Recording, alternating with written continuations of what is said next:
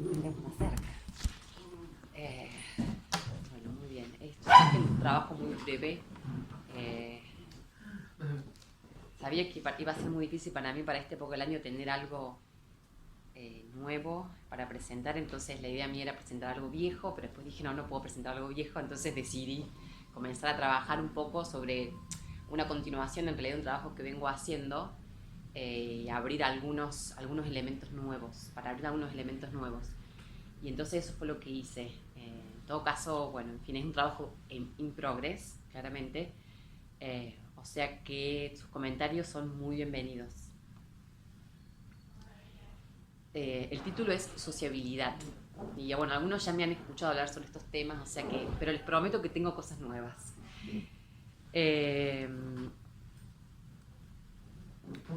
Comienzo con un pequeño epígrafe de Kant, de ¿cómo andas, Miguel? La Vorlesung Anthropologie Collins, en donde Kant dice: el trato de los demás es el mayor placer de la vida. En el presente trabajo quisiera continuar explorando lo que Kant entiende por sociabilidad humana, o bien por disposición sociable, a la luz de las lecciones de antropología que Kant dictó durante la década de 1770. Me interesa saber qué entiende Kant por este principio, si el principio, y puntualmente si el principio es suficiente para explicar el origen de la sociedad. En otro contexto que no lo voy a desarrollar acá, también me interesa el principio para entender el desarrollo de la historia y de la constitución política, ¿no? Pero bueno, no vamos a llegar a ese punto. Las fuentes que uso para este fin deben, sin embargo, ser tomadas con mucha precaución metodológica. Se trata de lecciones de las cuales tenemos noticias gracias a los manuscritos de sus alumnos, y en el marco de las cuales Kant seguía como guía la teoría de otro autor, ¿no? Como bien sabemos todos, seguía el manual, la metafísica de Baumgarten y específicamente la psicología empírica.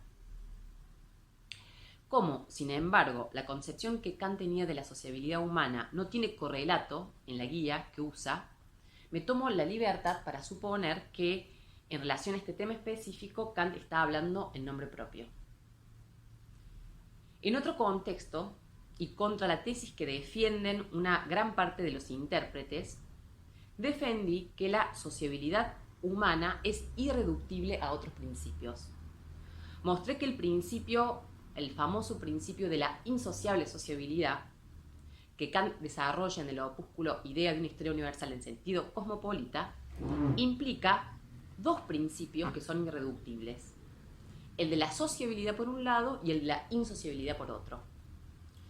De hecho, Kant describe en este texto, en este opúsculo, el principio de la insociable sociabilidad en los siguientes términos. Lo cito: el hombre tiene una gran propensión a socializarse, porque en este estado siente más su condición de hombre, pero también posee una gran inclinación a individualizarse, a aislarse, porque al mismo tiempo encuentra en él una cualidad insociable de querer dirigir todo según su modo de pensar. Fin de la cita. Así, el principio de la sociabilidad, tal como es descrito acá por Kant, significa simplemente una disposición a estar en compañía de los miembros de nuestra misma especie. El principio de la insociabilidad, por otro lado, que no debe confundirse en absoluto con un principio egoísta o de competencia, menos aún con un principio de hostigamiento, implica meramente la tendencia a aislarse y a vivir según el propio criterio. Es decir, un principio nos reúne en compañía de los demás y el otro principio simplemente nos aísla. No tiene que ver ni con el deseo de hacerles el bien, ni con el deseo de hostigar o de competir con ellos. Simplemente uno nos acerca y el otro nos aleja. Entre los intérpretes se ha tendido a reducir la disposición sociable que Kant le adjudica al ser humano al principio de la insociable sociabilidad. Al mismo tiempo, se ha tendido a interpretar el principio de la insociable sociabilidad como un principio de la insociabilidad. Y se ha entendido la insociabilidad como equivalente a la competencia o al egoísmo. Por lo tanto, en última instancia, se ha entendido la sociabilidad como equivalente a la competencia o el egoísmo. Paradigmáticamente, Allen Booth defiende esta posición cuando señala, cito a Allen Booth. Ay, disculpe.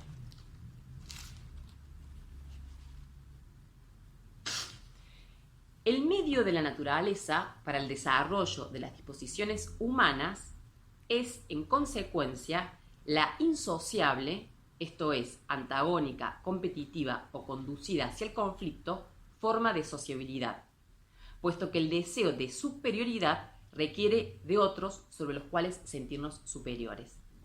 Fin de la cita. Es decir, Booth habla entonces de la insociable forma de sociabilidad humana. Nuestra forma de sociabilidad es insociable, ¿no? Así como él lo defiende. La sociabilidad se define entonces como una forma de insociabilidad que supone a la vez la preexistencia de un deseo de superioridad, deseo de honores, de poder y de bienes, que conduce al hombre a establecer lazos sociales efectivos, aunque en la forma de una carrera o una competencia por el rango. De esta manera, los hombres serían sociables en la medida en que son insociables, serían insociables porque son competitivos, serían competitivos porque son pasionales y serían pasionales porque son egoístas. Bien, con el fin de avanzar sobre la resolución de la disputa entre la lectura que yo defiendo, esto es que la sociabilidad no se reduce a la insociabilidad, sino que es un principio irreductible. Entonces, con el fin de resolver las disputas entre mi lectura y la lectura de la mayoría de los intérpretes, voy a arrastrar el problema en las lecciones de antropología, en donde encontramos el telón de fondo de muchas de las tesis que Kant desarrolla en el texto de 1784, en Idea. Aclaro que he tomado como fuente las lecciones de antropología de la década de 1770, simplemente porque no tuve tiempo, mi hija no me dejó tiempo para poder avanzar, que por supuesto me interesa mucho qué dice Kant en la década de 1780. Eso espero tenerlo pronto, pero no pude llegar para hoy. Allí Kant, en las lecciones de antropología de la década del 70, se ocupa de la sociabilidad humana en diferentes contextos, de su concepción tanto del conocimiento humano, específicamente en su tratamiento del sentido de la vista y del oído, así como también en su tratamiento de las bebidas alcohólicas, ¿no? De la cerveza y del vino en particular, en su concepción del solipsismo y la locura, en su concepción de la facultad del gusto y en su concepción de la facultad de desear. En el presente trabajo busco sistematizar los diferentes momentos de esas reflexiones a modo de informe. Veremos que Kant defiende el carácter irreductible de la sociabilidad humana, por lo tanto, no reduce la disposición sociable del hombre a la disposición insociable, ni menos aún a un principio de competencia. Bien. Sociabilidad humana en las lecciones de antropología, década de 1770. Ya desde su primera lección del semestre de invierno 1772-1773, y en un arco de reflexión que llega hasta la crítica de la facultad de juzgar y más allá, hay una concepción robusta de la sociabilidad humana en el contexto de la teoría del gusto. En la lección de antropología Collins, Kant concibe que el adagio latino sobre el gusto no se discute, o sea, de gustus non est disputandum, que en castellano se traduce como sobre gustos no hay nada escrito, es, dice Kant, un enunciado del ignorante e insociable. La sociedad humana se distingue de otra sociedad no humana específicamente mediante la discusión sobre ciertos aspectos de las cosas que no está regido ni por su uso como medio ni por su finalidad en sí misma. Es decir, que no está regido, o sea, una discusión sobre el aspecto de las cosas que no está regido ni por los principios de lo útil, de lo agradable y lo bueno. Que dicho adagio sea un principio del insociable se deriva del hecho de que la afirmación contraria, esto es, sobre el gusto siempre se puede discutir, define la sociabilidad específicamente humana.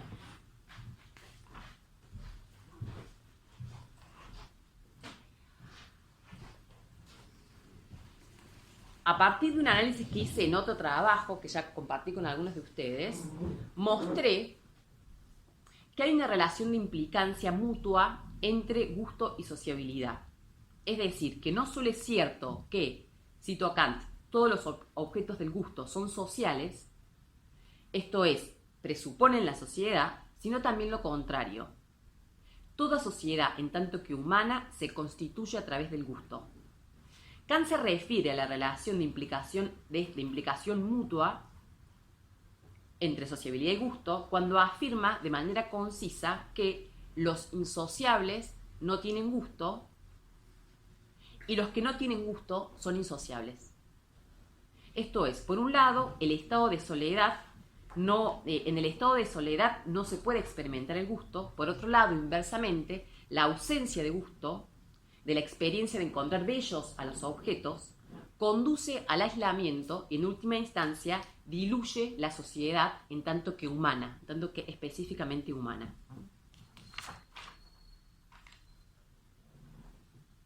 Voy a saltear.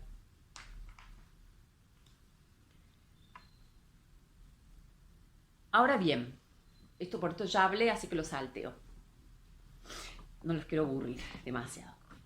Bien, ahora bien, las reflexiones que más íntimamente se vinculan con la sociabilidad humana, tal y como se expone en Idea, se desarrollan en el marco de la exposición de la facultad de desear humana. En las primeras lecciones de las cuales tenemos registro, es decir, en la antropología Collins, el tema se presenta de una manera algo marginal. Sin embargo, allí Kant afirma, lo cito, los hombres sienten una propensión hacia la comunidad, ¿no? Sería eine gewissen Hang zur Gemeinheit, ¿no? Como hacia la comunidad. Así acá estoy citando la traducción de Manuel, creo, sí. Tenemos, y en la antropología que es simultánea, que es la Parrau, Kant dice que tenemos una cierta propensión hacia la comunidad, puesto que las cosas son estimadas según el criterio como son aprobadas o estimadas por los otros. Bien, según esto, el carácter social del hombre se define por el hecho de que su facultad de juzgar, la manera como pondera las cosas en general, y no solo las cuestiones estéticas, atiende a la manera como juzgan y ponderan los otros seres humanos. En el contexto de las lecciones de 1775-1776, es decir, en las lecciones Friedländer, el tema recibe un tratamiento más amplio. Aquí Kant introduce la sociabilidad y la insociabilidad como principios inscriptos en la naturaleza humana. La nomenclatura que Kant ofrece confirma nuestra hipótesis según la cual la sociabilidad es diferente al principio de la insociabilidad. Kant afirma, y acá leo, es una cita un poco larga, pero es importante, ¿no? Porque es una cita muy relevante para la tesis que yo quiero defender. Hay en los seres humanos un principio de la sociedad y de la sociabilidad, y por otro hay un principio de la insociabilidad o de la separación de la sociedad. Aquí colisionan unos con otros mediante principios que han sido, sin embargo, sabiamente preparados por el Creador. En primer lugar, tienen los seres humanos un impulso a entrar en la sociedad, ¿no? Einen Trieb in Gesellschaft zu treten. Pero también tienen otro principio de la insociabilidad que los separa, y por la cual toda la tierra está poblada. Así, cuando la sociedad es grande en un lugar, entonces la gente se separa y se va a otro lugar. Por ejemplo, a América, dice Kant. Cuando allí también aumenta excesivamente la población, se separa nuevamente y así habitan nuevos países. Fin de la cita. Así, la sociabilidad es un principio claramente diferente al principio de la insociabilidad e implica meramente un impulso a unirse a los miembros de la especie. La insociabilidad, por otro lado, los conduce al aislamiento de unos y otros y así permite el poblamiento de toda la tierra. ¿Pero qué significan estos principios? En el contexto del tratamiento de las inclinaciones, Kant distingue entre la inclinación privada y la inclinación hacia la sociedad. Por la inclinación a la sociedad, el término que utiliza en alemán es la gesellschaftliche Neigung, que se distingue de la gesellige Neigung. Son específicamente distintas y esto es importante. Entonces, en primer lugar, como hace una distinción genérica entre la inclinación privada y la inclinación hacia la sociedad, que yo así lo traduje, no sé si es una buena traducción, la Gesellschaftliche Neigung. La inclinación privada es una tendencia que está orientada hacia nosotros, específicamente hacia nuestra comodidad o hacia la abundancia de los bienes. Esta inclinación, aunque privada, es también una tendencia que solo puede ser satisfecha por los seres humanos que viven en sociedad. Se trata de una tendencia que es privativa de los hombres tomados individualmente cuando están retirados del bullicio de la sociedad en sus hogares y palacios. La inclinación hacia la sociedad, por otro lado, y aquí Kant establece una distinción importante, puede ser participativa, o sea, teilnehmende, o bien egoísta. La primera, o sea, la inclinación hacia la sociedad, que es participativa, es una inclinación hacia la sociedad que busca el lazo social. Se trata de una tendencia de los seres humanos a estar en sociedad, a hacer familias, a estar a gusto en el trato con los otros, desde la cual se originan sociedades más grandes y desde la cual podemos fundar la inclinación hacia el pueblo, dice Kant. La segunda es una inclinación hacia la sociedad que, sin embargo, no es sociable, sino que está orientada al yo. Y por eso es una inclinación egoísta. Se trata del ansia de dominio o poder, el ansia de honor y la vanidad. Esta inclinación es social porque solo, o sea, es una Gesellschaftliche Neigung, porque solo es satisfecha ante la presencia real o espectral de los otros, en la medida en que compiten con nosotros.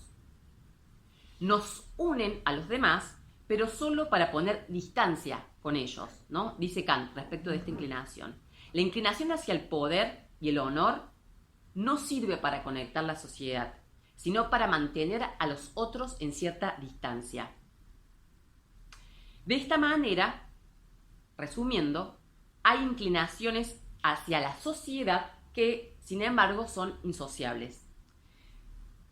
Kant distingue a la vez dentro de este tipo específico, mejor dicho, dentro de este subtipo específico, a la vez distingue entre dos tipos de inclinaciones, que son las inclinaciones hacia la autodefensa, que están conectadas con el miedo y con la desconfianza mutua, y por otro lado, las inclinaciones de la ampliación de sí mismo, que se conectan con los celos y la vanidad. Perdonen tanta nomenclatura, ya se deben estar perdidos. Bueno, según este esquema, los hombres fundan sociedades porque son sociables, toman distancia uno de otros en el contexto de la sociedad porque tienen una inclinación hacia las cosas que pueden disfrutar solo en privado, en el retiro de sus casas, y porque tienen inclinaciones hacia la sociedad que, sin embargo, son egoístas y competitivas. Más aún, las inclinaciones egoístas, el miedo y la desconfianza, son las que explican el aislamiento primero y la fundación de nuevas sociedades en tierras lejanas, es decir, el poblamiento de la tierra. En cualquier caso, notamos que la inclinación social no se reduce a la inclinación insocial ni tampoco al egoísmo. Es una inclinación específicamente distinta.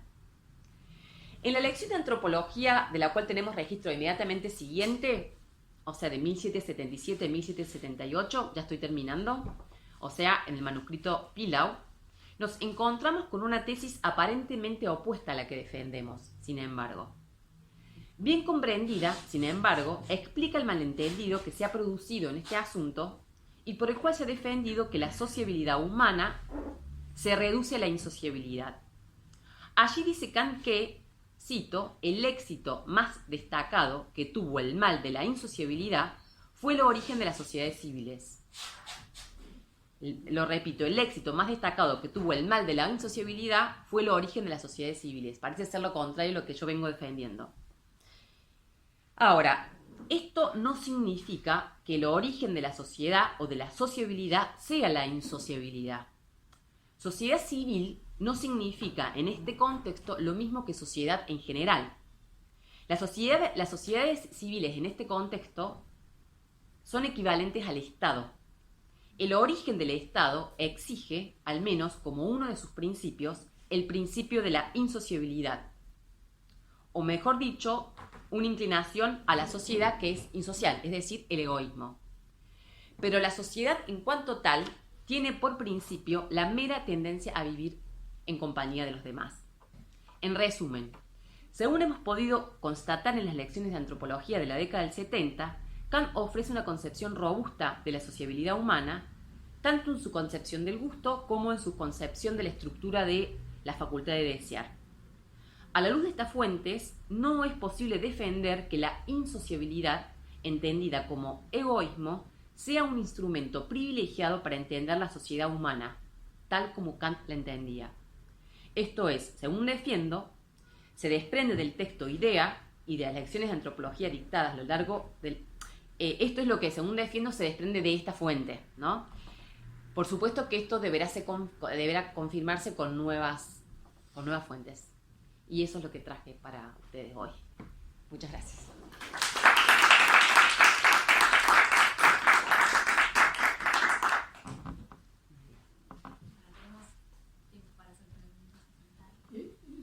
Una pregunta es una especie de situación de perplejidad que me inspira el texto, que no porque sea tu texto, Kant también en este contexto me inspira perplejidad. ¿Qué es esto?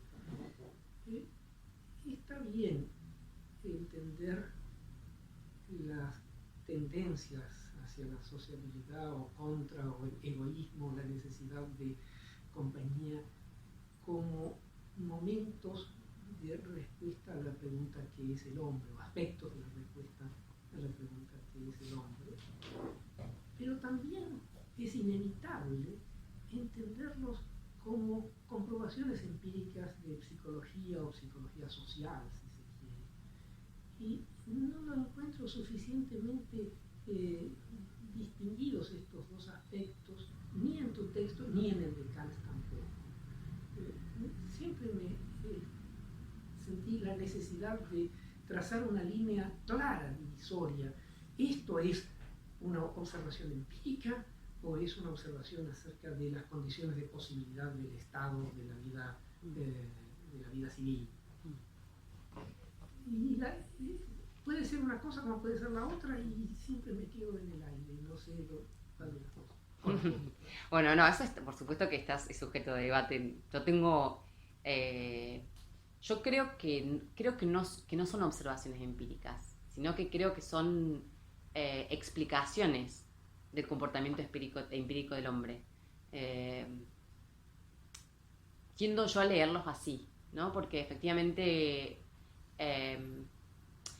en lo empírico uno encuentra como un caos de tendencias y comportamientos humanos muy heterogéneos, ¿no? A mí me parece que él hace el esfuerzo en el contexto de estos textos, ¿no? Pero también en el contexto de los textos sobre historia publicados, ¿no? Que para mí tienen una gran afinidad, en encontrar los principios que permiten explicar el comportamiento humano, tanto en la sociedad como en el contexto del Estado en general.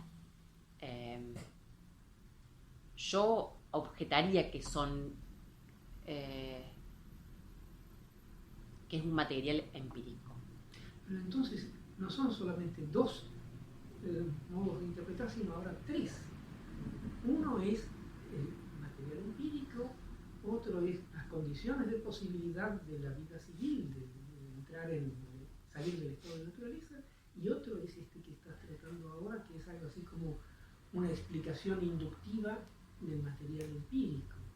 Y ahora se multiplicaron las posibilidades de interpretación. No termino de entender la diferencia entre el segundo y la tercera propuesta. La primera y la tercera. Digamos, la primera es la que es empírica, meramente empírica. La segunda tiene que ver con las condiciones de posibilidad, si se quiere, de la forma como los seres humanos se comportan en el contexto de la sociedad, o de los diferentes tipos de sociedades, vamos a decir. Ese tipo de investigación, no digo que no tenga ninguna referencia a lo empírico, porque se está tratando del hombre, que es un ser empírico. No tiene una entidad empírica, espacio-temporal. No hay un hombre que no se define en principio por un contexto empírico, ¿no? Pero creo que no es, a ver si se quiere para que se entienda mejor, no es mera observación, no se sigue de la mera observación, sino que implica una reflexión acerca de un conjunto muy amplio de observaciones. Es un marco teórico general para explicar el comportamiento humano y también el origen del Estado, ¿no? O sea, donde por eso mismo yo digo de la sociedad en general, incluyendo la sociedad civil. O sea, me parece que él está en ese orden. En las lecciones de antropología está en el orden de pensar el origen del Estado, pero no solo el origen histórico, como sino aquello que nos constituye, que constituye al Estado de manera permanente, de manera continua, ¿no? Y que tiene su asiento específicamente en la naturaleza humana, tal como él la describe. Pero bueno, por eso mismo yo no hago una distinción clara, no veo una distinción clara entre el segundo y la tercera manera de interpretar. Pero si está en desacuerdo, dígame para entender. No es desacuerdo, era perplejidad, no desacuerdo, ¿no? Yo necesito también una guía en esto porque no la tengo, ¿no? A lo mejor hay algo de esto en la palabra pragmática que está en el título de la antropología publicada. Por supuesto, ¿no? Sí.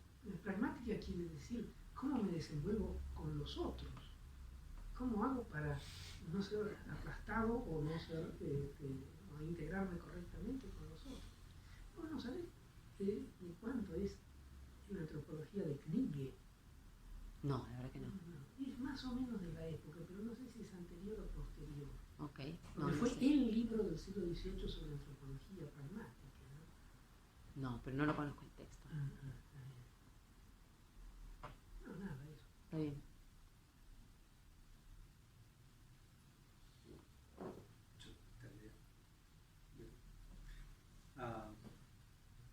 Sí, cuestiones más bien metodológicas, si uno quiere, ¿no? Sí.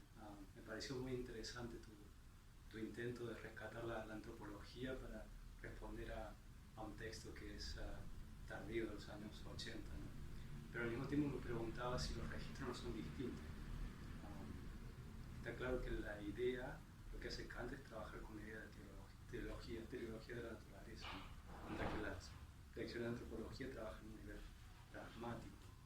Por eso quizá metodológicamente me pareció interesante hacer eso, pero a la vez quizás son argumentos distintos, ¿no? Que quizás no se pueden utilizar de un modo u otro. Y la segunda objeción metodológica sería preguntarse si tenemos un texto de los años 80, 84 y nos vamos hasta 1772, ¿por qué no pensar que lo que dice Kant en el 70 quizás se cambia después, ¿no? Sí, por supuesto. Como vos decías en ese texto de 75, que quizás la interpretación ya es distinta. Entonces serían esas dos cosas, ¿no? En principio, metodológicas. ¿Por qué no ver los registros teleológicos y pragmáticos quizás como distintos? Y lo otro es si de verdad un texto del año 70 puede apoyar una tesis para defender algunos años 80. Sí, no, o sea, en eso estoy de acuerdo, ¿no? Eso estoy completamente de acuerdo. O sea, la idea, lo que pasa es que es una investigación que está en curso, entonces no es para nada definitivo esto, o sea, claramente que tendría que trabajar con las lecciones que están cerca de ideas para que sea un poco más fuerte la tesis. Lo que pasa es que no llegué, o sea, y eso, no llegué físicamente a como hacer una análisis de las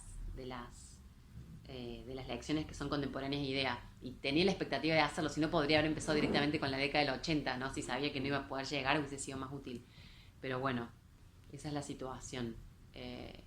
A mí igualmente, o sea, para los textos sobre la historia en general de Kant son muy breves, ¿no? Donde Kant habla acerca de la naturaleza humana y el carácter de disposición del ser humano y el origen del Estado y el destino, ¿no? Como el horizonte hacia el cual se desarrollaría, ¿no? Esta especie que tiene esta constitución. Son muy breves y entonces me parece que estas lecciones son interesantes porque permiten, establecer un suelo, establecer hipótesis, porque obviamente uno nunca va a poder llegar a ninguna conclusión en relación a esto, porque hay un registro diferente entre la naturaleza de estos textos, pero que permiten, me parece como, sí, darles un contexto de sentido, ¿no? La insociable sociabilidad, o sea, hay mucho acuerdo acerca de que, según Kant, la única forma de ser sociables es insociable. Y la verdad que en el texto idea para mí ya ahí él es un poco claro de que no es así, pero sin embargo en otros textos no es tan claro, ¿no? Y entonces se lo ha leído a Kant y se ha reforzado una tesis que a mí me parece que leído en el contexto de estas lecciones por ahí no pueden ser puestas en duda, ¿no? Porque si efectivamente la única forma de sociabilidad humana es insociable, entonces ¿qué es toda esta teoría de la sociabilidad? ¿Eso no tenía ninguna relevancia para él cuando él escribe sus textos? Pero justamente porque es un registro teleológico de la naturaleza que da como ciertas garantías, ¿no? De que se va a dar un desarrollo tal y tal en la historia. Bueno, con relación a eso, es una cuestión también de interpretación, ¿no? Yo creo que, claro que acá uno tendría que hacer recortes y cuidadosos en relación a las épocas y cómo entendía Kant pragmático. En realidad el concepto de pragmático tiene diferentes sentidos a lo largo de sus lecciones de antropología. La pregunta es si el texto idea puede ser leído en un sentido pragmático también. Por lo menos si uno lee la tesis 9 del texto idea, aparentemente sí, ¿no? Porque Kant dice expresamente que justamente el texto que él está publicando sobre una idea universal en sentido cosmopolita promueve el desarrollo de una sociedad cosmopolita. O sea, él le da un tinte pragmático a su texto. Pero pragmático significa, hay algo empírico y yo conozco el hombre como es, y por tanto me puedo orientar. Debido a que lo conozco como es, puedo tener un conocimiento como yo me puedo orientar en el mundo, ¿no? Pero la teleología me dice, la naturaleza me da como ciertos Anlagen, sí, que hacen que la historia va a tener cierto curso y hay como un paralelo, si uno quiere, de la teoría normativa, ¿no? Que todo se va como acomodando, si uno quiere. Yo pienso más en la teoría de la paz perpetua, ¿no? Donde uno tiene el deber de la paz y a la vez la naturaleza que da esas garantías, de que se va a concretar, ¿no? Por ejemplo, que los hombres no van a tener un solo lenguaje, sino que debido a que somos distintos, entonces esa cosa del federalismo se tiene que dar. No va a haber una sola monarquía porque los hombres no se van a juntar en un solo mundo, en una sola región, ¿no? Entonces esa es la naturaleza que siempre nos da las pautas para que lo que nosotros tenemos como un deber se vaya concretizando de algún modo en la historia. Y por eso me parece que los registros son como distintos. Y yo diría, el egoísmo es por eso importante, por eso esa Geselligkeit, yo lo interpretaría como un egoísmo, porque está esa metáfora de los árboles, que si crecen solos se van para todos lados, pero si crecen en un bosque, crecen derecho. ¿Por qué? Porque compiten unos con otros. Y así es como se forma la historia según Kant, yo en ese sentido teleológico de la naturaleza. Sí, lo que pasa es que si fueran solamente insociables, no crecerían en el mismo bosque. No el asunto es que se dispersarían, ¿no? No son solamente insociables, sino que la insociabilidad te da la pauta de cómo nosotros nos mejoramos en todo caso, ¿no? Cómo hacemos un progreso dentro de la historia y que la naturaleza nos da justamente la base para eso. No, o sea, digamos, efectivamente el origen de la historia es la insociable sociabilidad, por lo tanto, digamos, hay un componente de competencia y egoísmo que él pone en el origen de la sociedad. El tema es cómo se entiende ese principio, si es un principio único o si es un principio compuesto. Y luego, si es un principio compuesto, si hay una efectualidad de esos principios que es independiente del hecho de estar en composición con el otro principio, ¿no? Es decir,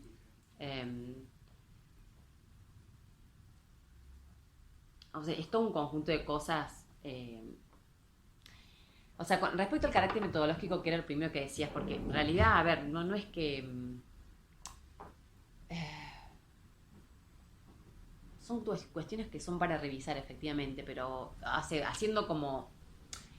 Esto, por supuesto que no estoy diciendo, no estoy negando que estoy haciendo un nuevo salto enorme, ¿no? Pero, digamos, en la antropología que él publica finalmente, en la primera página, Kant señala que la antropología es pragmática justamente porque no se estudia al hombre tal como es, sino tal como debe ser el hombre, ¿no? Que en ese sentido uno puede decir a partir de un ideal práctico. Y si uno toma ese modelo de antropología, esa concepción de pragmática, entonces puede funcionar perfectamente para entender el texto idea. Se aplica en el sentido que se estudia la naturaleza humana, en un sentido teleológico, en un sentido disposicional, en función de una idea hacia la cual se tiene que ir. Por supuesto que todo esto que estoy diciendo estoy haciendo saltos de época, que, en fin, que es complicado. O sea, lo mejor que yo tendría que hacer, digamos, para que mi tesis sea más fuerte, es trabajar con el texto, la antropología de Monrovius, y mostrar que él en ese mismo año, en esa misma lección de antropología, él entendía esto por sociabilidad. Y entonces, bueno, ya la cercanía epocal ya como que un poco ajusta un poco todas las tuercas. Y quizá con eso sería suficiente.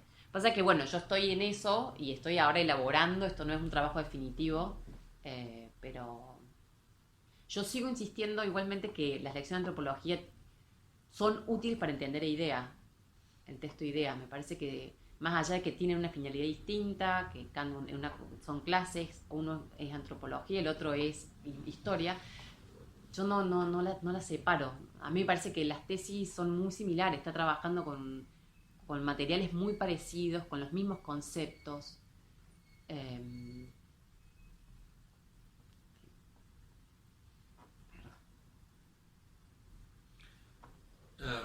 Yeah, thank you very much for the paper. I have a number of questions. I think I'll cut some of them. Going back to Mario's point, is this a transcendental normative analysis or it's an empirical analysis? My impression, I don't know, I mean, I want your opinion about this. It seems to me that everything starts from a fairly empirical assessment of what human beings are. So they are characterized by limited benevolence, if you want to use a different language. They have goals, they have understanding, and they know that they can reach these goals only if they do certain things. That is, they live in society, they pursue their goals, but they do it in a certain way, they cannot do it by themselves. So given this very general empirical thesis about human beings, of course, we can attach a sort of transcendental argument that says even a race of evil or of evils will enter civil society because it's inevitable, it's in their interest to do so. So we don't need to go and look in each society's history to know that this is what happened. We know it a priori, and so to a certain extent this is a non-empirical conclusion that you may make, but I would say that the starting point is a fairly solid empirical assessment of what we are.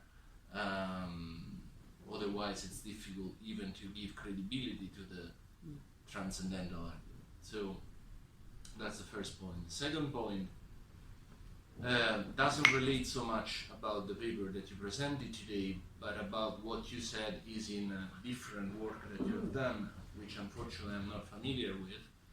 But I was intrigued and a little bit disturbed by this idea that you mentioned in passing, that taste is always social.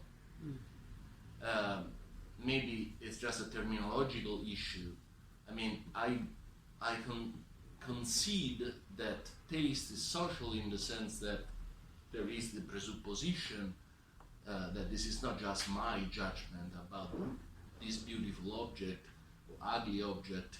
This is the, it's the society that is called on agreeing with me if I make a judgment about. So in this sense, it's social, but is this all there is in the sociality of taste, or there is something more that you want to add? Because say that taste is social, of course,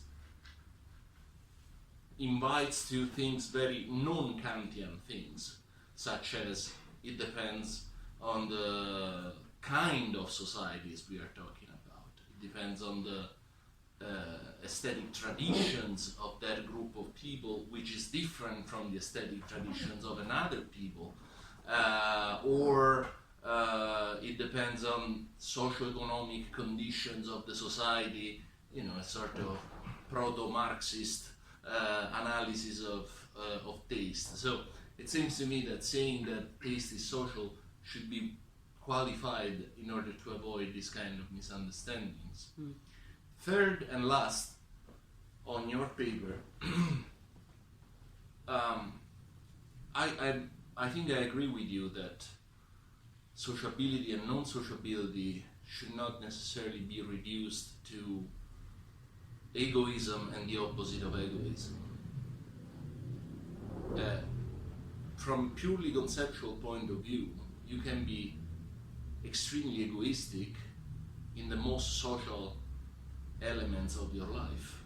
So if you crave for power, I think, as you were saying, if you are a politician who is really big on getting power, recognition, honor, and that stuff, you are among people, you are always among people, but there is nothing truly generous about it, if of course your intentions are to gain power for yourself and not for some higher cause or something like that.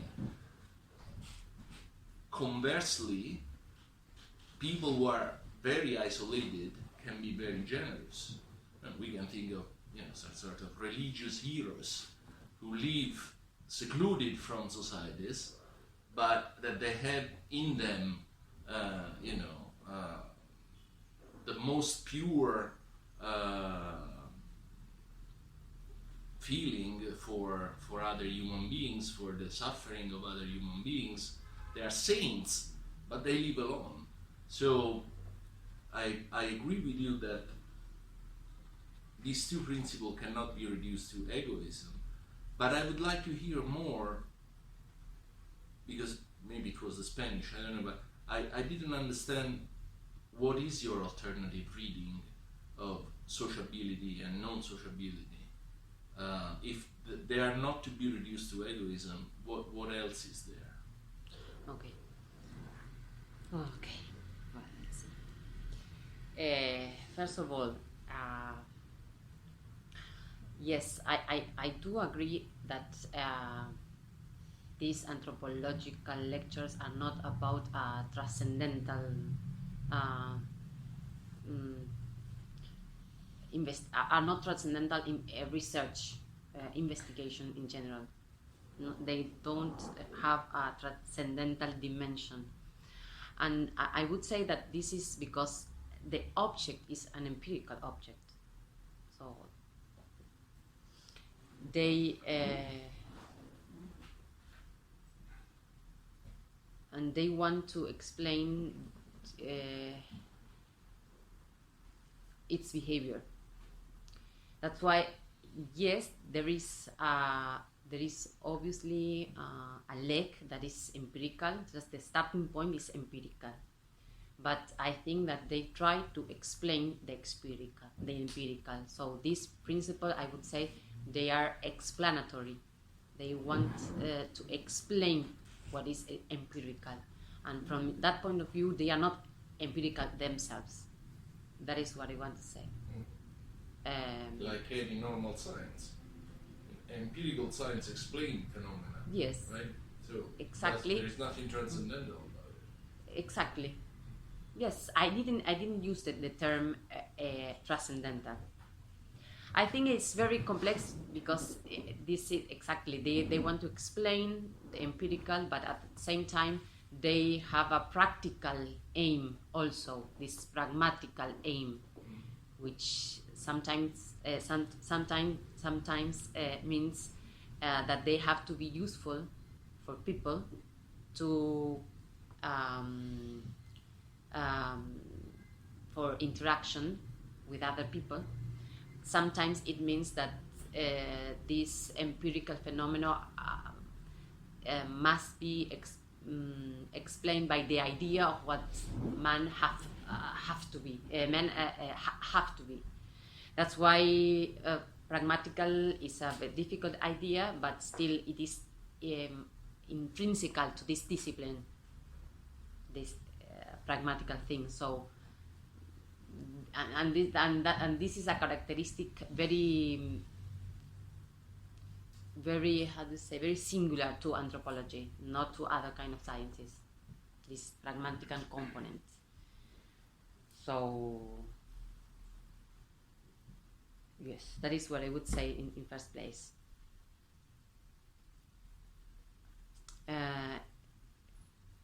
In respect to the second one, the taste is always social. Yes, what he says is that this idea that when we judge, when we find beautiful an object, we do it always taking in consideration what other people judge or should judge and or must judge about the object. And that's why it's social in this sense that when I judge, I always take into account the point of view of other people. What do you mean by? Oh, I know that you're referring to the past paragraph in the critical judgment, but what do you mean by taking into account the point of view of other people? I mean, the official story is that if I look at a Picasso, my understanding and my imagination start this wonderful play. They excite one another. There is this free play of the imagination, Beförderung des Lebens, and so on and so forth. The last thing I think about is the judgment of other people, right? So it's not that how would other people judge this painting? At least that's not the way I read the way in which Kant describes what happens when you say this is beautiful. Of course, it's implicit in my judgment, even the way I describe it, that other people will agree with me because they have the same understanding and the same imagination, ultimately, and they respond to the same forms through which we make experience of objects. So they have pretty much the same mind. That's why they will find it beautiful. So, but it seems that you want to say something more about this very minimal notion of sociability of taste. And if this more puzzles me a little bit. Yes, I think that Kant wants to say something more than saying that they have the same cognitive structure when they judge something beautiful. I would say that that simply these kind of things, arts, let's say in general, invite us for judging to discuss with the others, and this is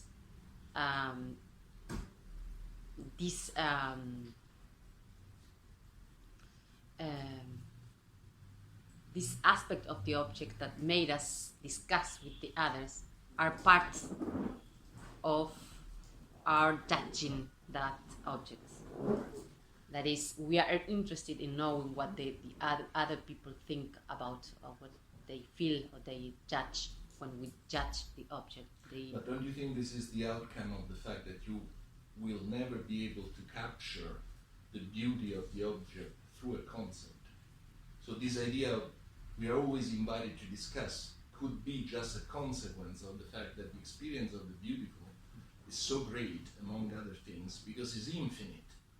That is, you don't stop the experience of the beautiful by saying, here is a concept that is going to explain what I'm. Yes.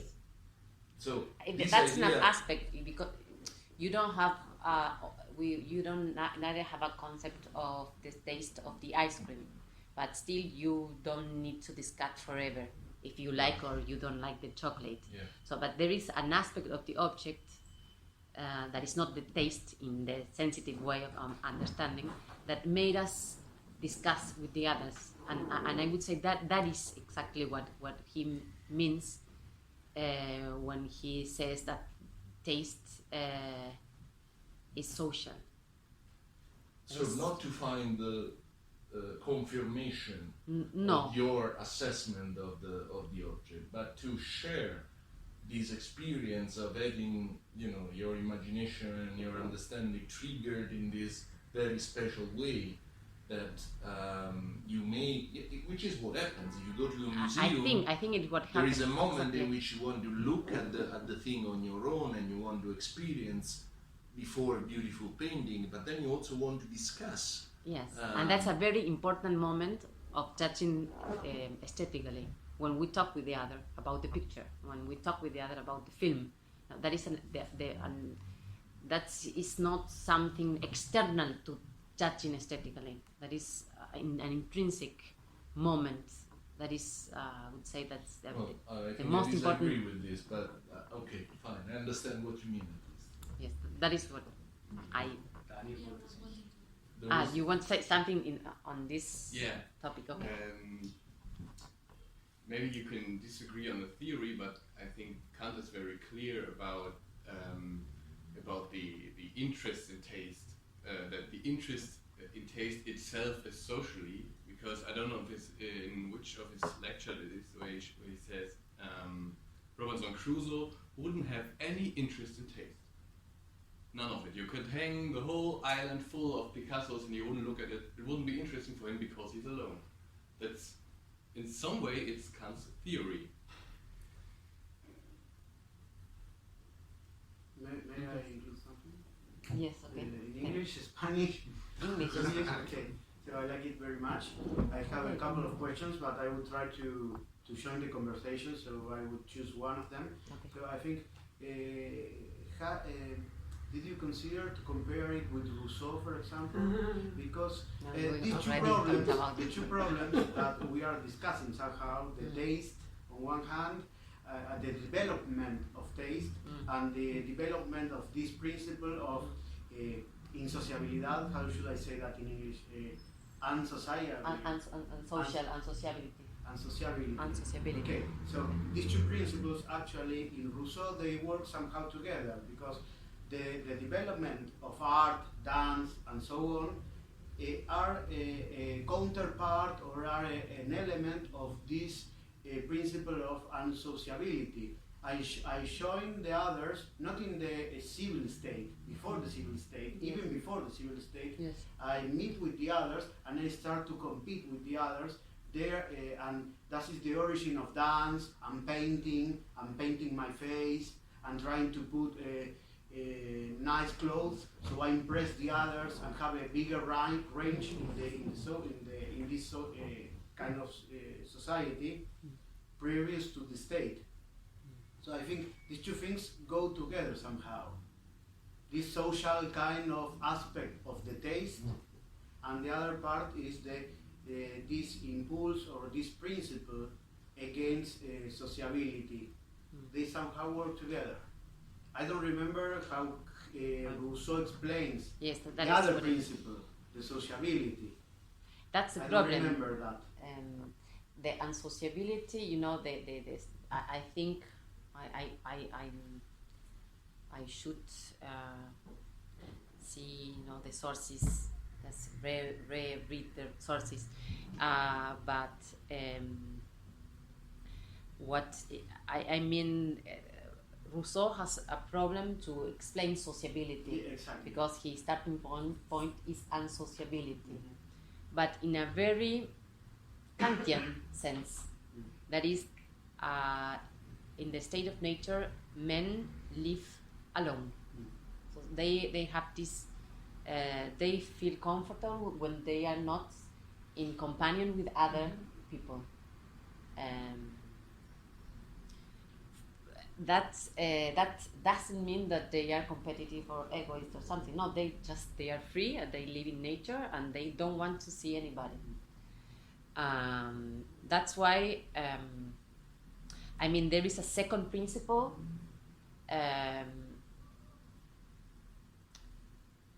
beside freedom that makes man to live on their own, on his own, and that is pity. But through pity, they only feel bad when other living being suffers. But this principle doesn't mean that they are sociable neither. So they just feel bad when other being suffers, and that's all. That's why I think that in this model it's very difficult for Rousseau to explain exactly the sociability, why men come into a society. We know that when they do that, okay, everything goes worse, but it's not very clear why they come together. Kant has an explanation. Sorry. No, sorry. No, only one thing. Kant has an explanation. They are social. They like to live with other people. And not because they want to compete. It's because they enjoy the company of other people. This doesn't mean that they only enjoy the company of other people. They also want to compete. But that's different things. They want to compete, but they also enjoy a meal with other people, not to compete, just to talk about art, for instance, or science, or whatever, So that is an instance of human sociability that cannot be explained by competition and isolation and unsociability. Therefore, you go to the conclusion then that we need to have two principles. Exactly. Okay. Exactly. I don't want to. I'm sorry. Yeah, No, please, Mario. No, I just wanted to make a remark. Rousseau's description of the giants wandering on their own in the forest of the primal forest is just the contrary of an empirical observation. And he recognizes it as he says, let's begin by setting aside Yes. the facts. Commençons par écarter les faits. Yes. It is very much the contrary of an empirical observation. Well, that's not. Yes, it is. In the case of Rousseau, he's very explicit. Mm-hmm. But I would say that Kant is in this direction. Like he also wants to explain human behavior, and he develop an explanatory theory of how men are, and I think his model is more complete than Rousseau in this sense, because he has two principles, not only one. Yes. So your third point. Could I make another question about taste before you Okay, talk about okay. another topic? Okay. Yes, obviously. It's just because I'm not sure if I understood rightly what you said. Okay. So in the critique of judgment, the discussions on taste are a fact, and the explanation of its possibility is related to the a priori conditions of judgment. And if I understood rightly what you were talking about this topic in the frühe Vorlesungen on anthropology, this possibility of discussion, which is fact too, is grounded on the social nature of men. Is it so? I mean, Yes, that is what he says. okay. Although I think the theory, the, some important points of what he says in Kant Critique of Judgment are not already there, you know, in the Verlesungen von 70, Yes, but obviously. But he still says very clearly that the society, but not in an empirical way, but in some other way, is a condition for judgment, for feeling something beautiful. But I know that is, you know, it also implies a jump to carry, you know, Kant's theory of judgment in the Critique of Judgment to the lectures of the 70s. yes, but it is But still, the you know, the statement is there.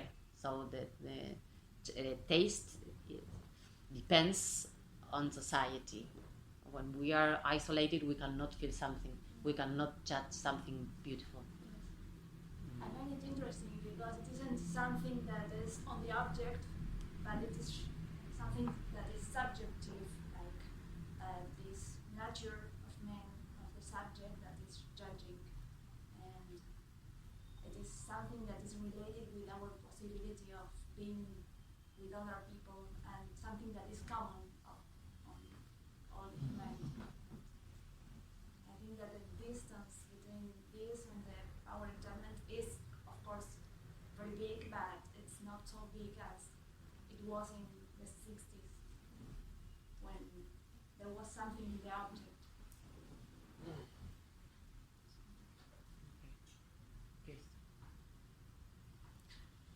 Yes. Yes, I would agree.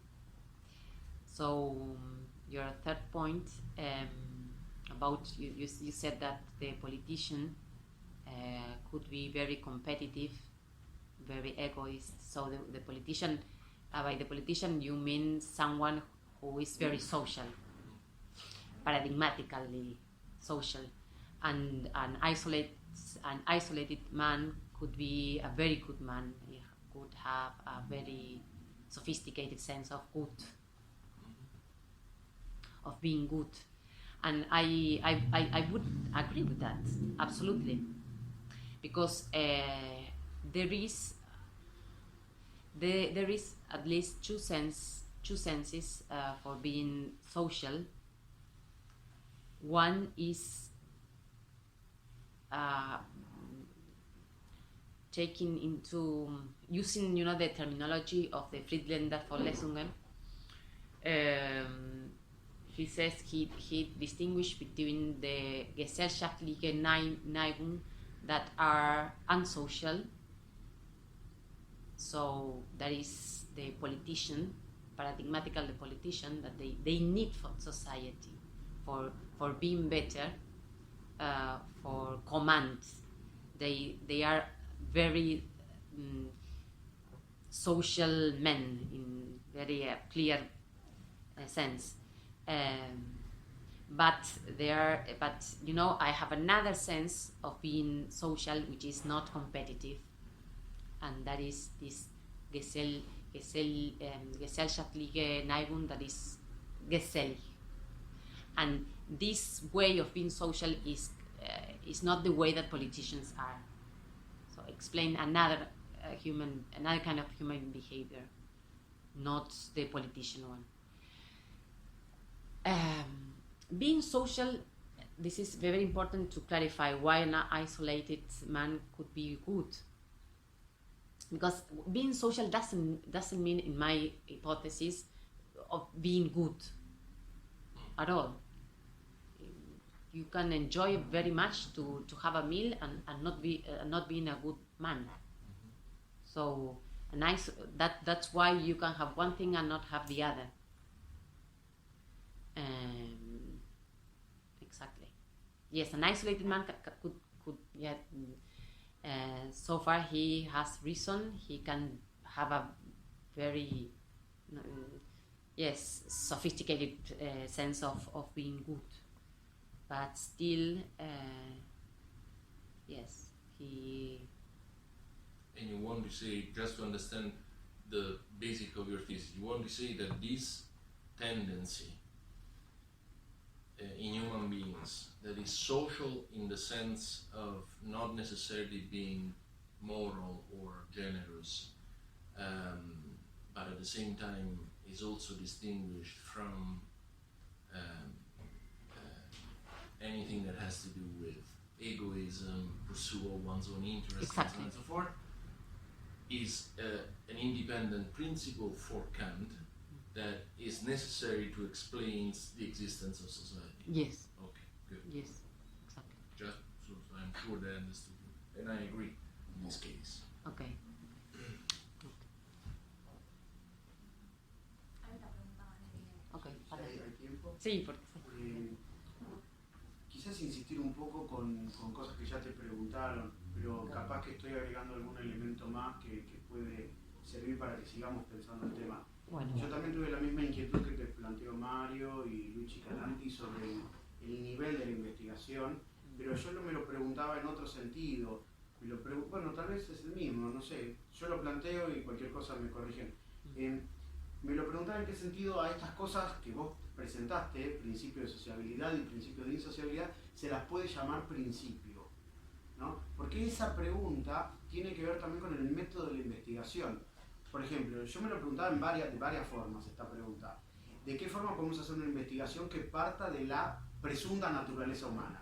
Obviamente no puede ser una investigación moral, porque Kant lo excluye explícitamente en la fundamentación de la metafísica. No puede ser una investigación trascendental, en el sentido de la crítica. Obviamente no se puede hablar de principios en el sentido de la razón pura, tampoco se puede hablar de principios en el sentido de imperativo categórico, o de leyes objetivas, de leyes morales. Entonces, dándole vuelta a esta cuestión,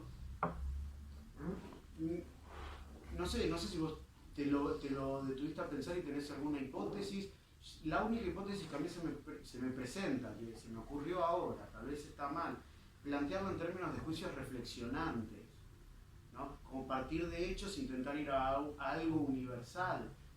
La otra hipótesis que vos habías presentado era como hipótesis explicativa, o tal vez podríamos hablar de algún tipo de juicio regulativo, ya que el texto de idea tiene un carácter teleológico vinculado con la historia, como bien decía Gabriel. Capaz que es estar volviendo sobre un mismo tema que ya se planteó sin agregar nada nuevo, pero yo me lo había notado porque es una inquietud, que no es un problema de tu texto, quizás es un problema del propio texto de Kant. No, sí, está muy bien lo que decís. O sea, a mí lo que me parece importante distinguir es la naturaleza de la reflexión, que llega a la conclusión que hay en la naturaleza algunos principios con el estatuto de esos principios mismos. Claro. No digo que estén completamente desconectados, pero son dos cosas distintas. Es muy importante exactamente que Kant hable de principios en este contexto, que hable de principios en el contexto de las lecciones de antropología y también en el texto idea. Que sean principios significa, y esto es muy importante, que no se pueden reducir a otra cosa. Eso significa que sean principios, si no, no serían principios, ¿no? Entonces, esto refuerza la idea de que efectivamente si él habla de principios en plural, no puede ser uno solo, ¿no? Él entiende que hay diferentes principios que son irreductibles.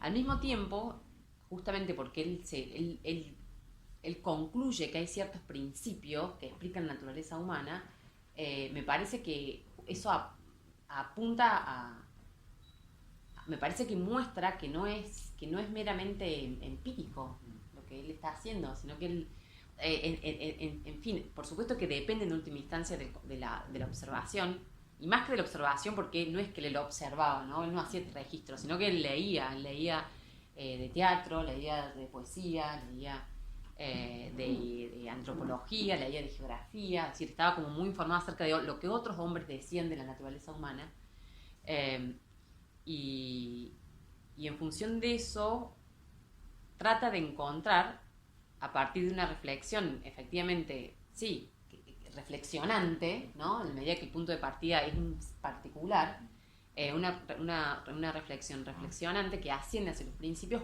¿cuáles son los principios que pueden dar cuenta de eso que se ve?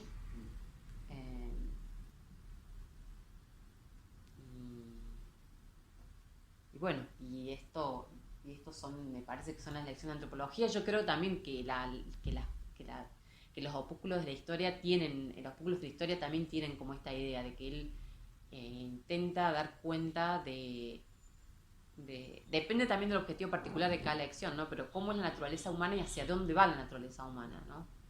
Me parece que eso le preocupa en el contexto de este tipo de reflexiones. Pero sí es muy importante que él hable de principios.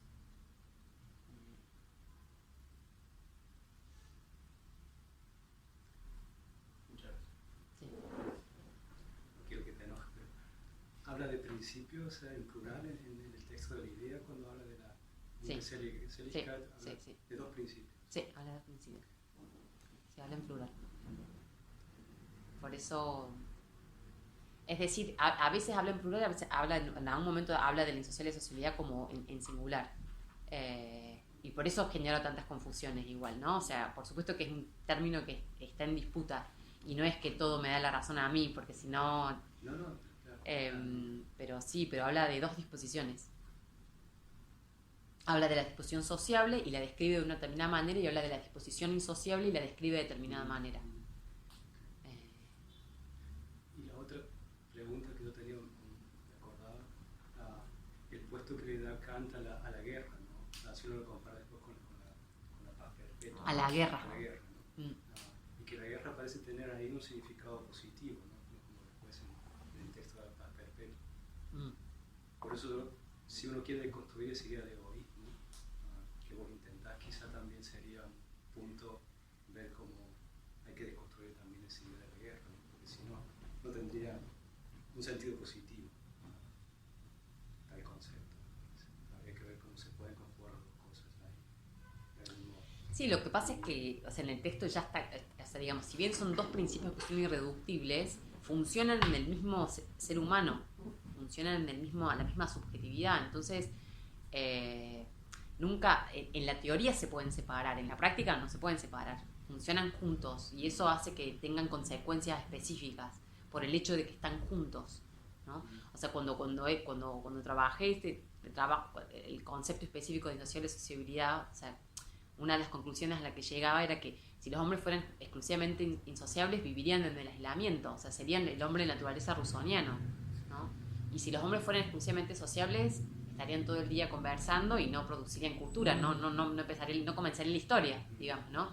Justamente la historia es un producto de la conjunción de ambas cosas, ¿no? Del hecho de que los hombres se sienten libres en el sentido de que quieren vivir según su propio criterio, pero al mismo tiempo viven con otros, porque les agrada vivir con otros. Y entonces ahí entra un juego de competencia de cuál de los criterios va a primar, ¿no? Para definir eso, justamente los hombres entran en una competencia en la cual que define el rango en el cual va a estar cada uno, y que va a permitir a algunos o a uno imponer su propio sentido a los demás.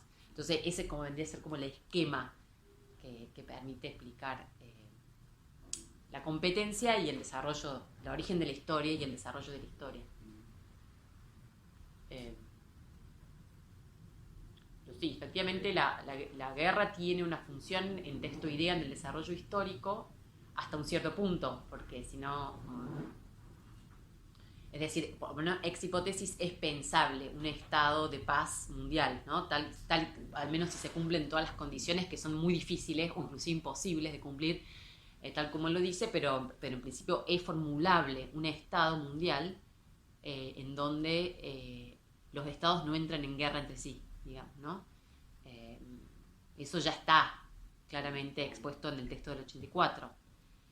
Lo que pasa que todavía claramente no se ha llegado a esa instancia, y en ese momento todavía es productiva la guerra, ¿no? Y en el 95 ya no, o sea, Kant dice no, o sea, hay que bajar las armas porque la guerra no nos va a llevar a la paz.